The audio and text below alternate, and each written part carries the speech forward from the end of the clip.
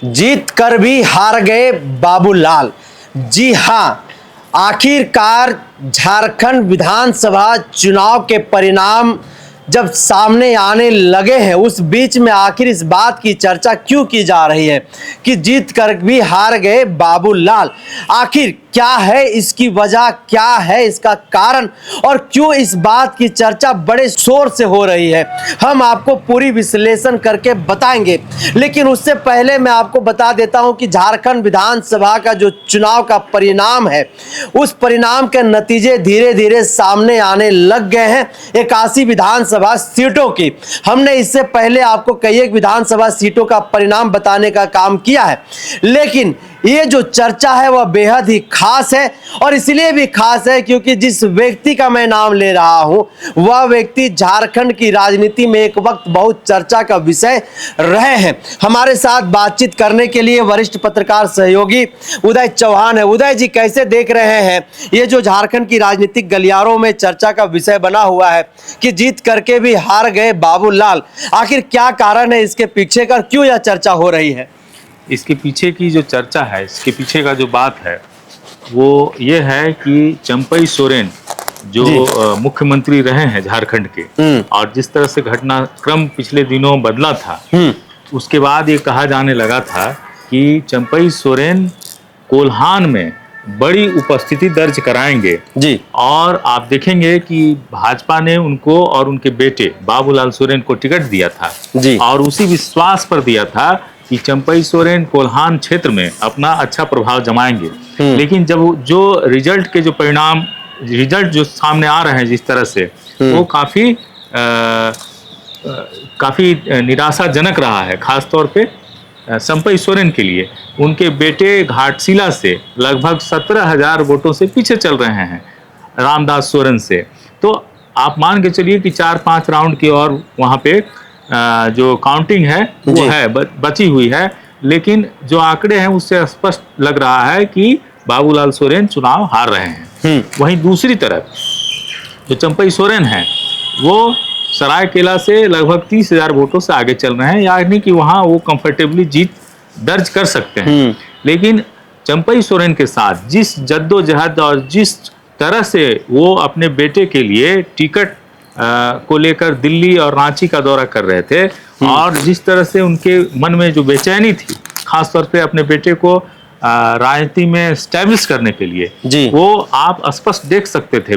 अभी 1-आध महीने के अंदर में आपने देखा भी होगा कि किस तरह से उन्होंने भाजपा में शीर्ष नेताओं के साथ बैठक की, और जब भाजपा आए थे तो ये बताया जा रहा था, कई लोग बताते भी थे जो उनके नज़दीकी थे, कि वो अपना और अपने बेटे का टिकट मांग रहे हैं भाजपा से। लेकिन जो चुनाव के जो नतीजे हैं उसमें जनता ने उनके बेटे को नकार दिया है और उनके मान सम्मान का ख्याल रखा है। आप देखिए कि जिस तरह से जो कोल्हान क्षेत्र है, जहां सोरेन, खासतौर पे चंपई सोरेन का गढ़ बोला जाता है और कोल्हान के टाइगर के रूप में जाने जाते हैं, उनका जो प्रभाव है, वो प्रभाव या उनका जो करिश्मा है वो बीजेपी में आने के बाद नहीं चल पाया। वो जब जेएमएम में थे उस दौरान ही चल पाया। पिछली बार जब बीजेपी वहाँ पर 0 पर आउट हुई थी तो यह माना जाने लगा था कि जब चंपई सोरेन पार्टी में आए हैं तो कुछ करिश्मा दिखाएंगे और भाजपा को वहाँ पर बढ़त मिलेगी। लेकिन खुद उनके बेटे चुनाव हार रहे हैं। इससे स्पष्ट है कि जनता ने उनको तो सम्मानित किया है, उनको तो सम्मान दिया है कि एक बुजुर्ग नेता हैं, लेकिन उनके बेटे को स्थान नहीं दिया है।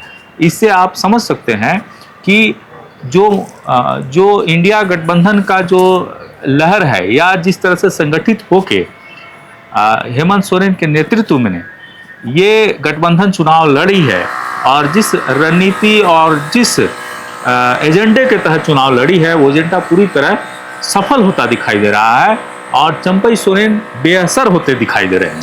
तो कोल्हान टाइगर के तौर पर प्रसिद्ध चंपई सोरेन सरायकेला सीट को बचाने में तो सफल हो गए, लेकिन जिस बेटे के कारण, जिस बेटे के मोह में उन्होंने झारखंड मुक्ति मोर्चा को छोड़ करके भारतीय जनता पार्टी में शामिल हुए थे, उस बेटे के सीट को वो बचाने में विफल रहे और बाबूलाल सोरेन जो है वो घाटशिला विधानसभा सीट से चुनाव हारते हुए दिखाई दे रहे हैं और राजनीतिक पंडितों के अनुसार इस पर मुहर भी लग गई है कि बाबूलाल सोरेन जो है अब किसी भी तरह से घाटशिला से सीट नहीं जीत सकते हैं। 17,000 के ज्यादा मतों से वो वहां पर रामदास सोरेन से पीछे चल रहे हैं और चंपई सोरेन यही गणेश महाली जो झारखंड मुक्ति मोर्चा के प्रत्याशी हैं उनसे वो 24,000 मतों से आगे चल रहे। कुछ ही जो है राउंड में और वहां पर काउंटिंग होनी है, लेकिन जो तस्वीरें सामने आ गई है, जो तस्वीरें सामने स्पष्ट हो गई है, उससे यह साफ हो गया है कि जीत करके भी बाबूलाल जो हैं वो हार गए हैं। और हार का क्या कारण था वो सीधे तौर पर हमने आपको बताने का काम किया।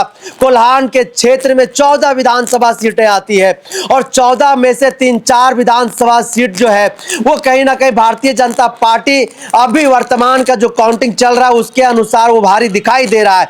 लेकिन स्पष्ट तौर पर एक विधानसभा सीट है जहां से भारतीय जनता पार्टी जीत हासिल कर रही है, वह खुद सरायकेला का सीट चंपई सोरेन का सीट है। बाकी सीटों पर जो है अभी भी संघर्ष जारी है। क्या कहेंगे जिस तरह से 2019 के विधानसभा के चुनाव में आखिरी समय में वहां पर बाजी पलट गई थी और भारतीय जनता पार्टी को हार का सामना देखना पड़ा था तमाम सीटों पर, कुछ सीटों को छोड़ करके, क्या फिर से इस बार वही होने वाला वहां पर? देखिए, स्थिति इस बार भी कमोबेश वही है, लेकिन जब हम गठबंधन की बात करते हैं तो अभी जो जमशेदपुर पश्चिमी सीट है वहाँ से अभी कुछ देर पहले तक जो एनडीए के गठबंधन घटक दल के नेता थे, जदयू से नेता जो खड़े थे सरयू राय, वो सीट से लीड कर रहे थे अपने सीट से, और अपने जो प्रतिद्वंदी हैं मुन्ना गुप्ता उनको शिकस्त देते हुए दिखाई दे रहे थे। लेकिन कमोबेश बाकी सीटों पर देखें आप तो मामला भाजपा के लिए लगभग वही नजर आ रहा है जो पिछले बार चुनाव में था। हाँ, ये बात जरूर है कि बाकी अन्य सीटों में, बाकी अन्य क्षेत्रों में भाजपा के लिए थोड़ा सा जगह मिलता दिखाई दे रहा है। लेकिन जब पूरे परिदृश्य की बात करें, पूरे झारखंड की बात करें, तो कमोबेश वही स्थिति इस बार भी नजर आ रही है जो पिछले चुनाव में, यानी कि 2019 में चुनाव में दिखी थी। यानी जो गठबंधन है, इंडिया गठबंधन जो है, वो 50 से 52 सीटों पर सेटल होते हुए उसका सीट जो है आंकड़ा वो दिखाई दे रहा है। लेकिन इन सब चीज़ों में दिलचस्प बात यह है कि जो मुद्दे थे इस बार चुनाव के, वो मुद्दे जो भाजपा लेकर आई थी और काफ़ी उस पर माथापच्ची भी हुई थी और काफ़ी उस पर बड़े बड़े जो शीर्ष नेता हैं, चाहे वो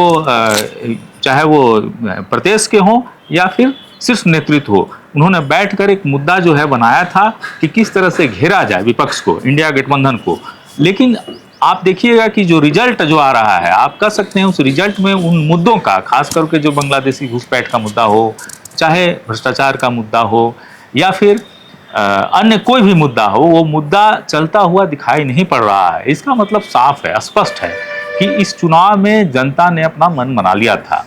बीच में माहौल बदलता हुआ दिखाई जरूर दे रहा था जी, लेकिन इसका मतलब स्पष्ट है कि जनता ने बहुत पहले ही अपना मूड बना लिया था कि इस बार हम दोबारा उसी सरकार को वापस लाएंगे जो सरकार पिछले 5 साल तक चलती रही है, यानी कि हेमंत सोरेन सरकार। अब स्थिति देखिए, अब बहुत देर नहीं है, लगभग अब 2-3 घंटे की ही और बात है जी। लगभग हर सीट पे आधा से ज़्यादा राउंड चुनाव हो चुका है, मतलब ये काउंटिंग हो चुकी है। कहने का मतलब है कि 10 राउंड, 12 राउंड, 15 राउंड तक चुनाव काउंटिंग हो चुकी है। अब बहुत ही कम राउंड की काउंटिंग बची हुई है। आप देख लेंगे कि 1 घंटे 1.5 घंटे के अंदर, यानी 3, और चुनाव आयोग ने भी कहा है कि 4 बजे तक पूरा पिक्चर क्लियर हो जाएगा। तो मिला जुला के बात यही स्पष्ट हो रहा है कि इंडिया गठबंधन सरकार बनाने जा रही है और कंफर्टेबल मेजॉरिटी के साथ सरकार बनाने जा रही है। और भाजपा के लिए इस बार फिर से सोचने का, अपने संगठन के बारे में सोचने का और कहाँ गलतियां हुई हैं उस पर विचार करने का समय आ गया है। तो लगातार इस चर्चाओं का जो सिलसिला है वो जारी रहेगा, लेकिन इस चर्चा को हम यहीं पर करते हैं विराम। दीजिए इजाजत, जोहार।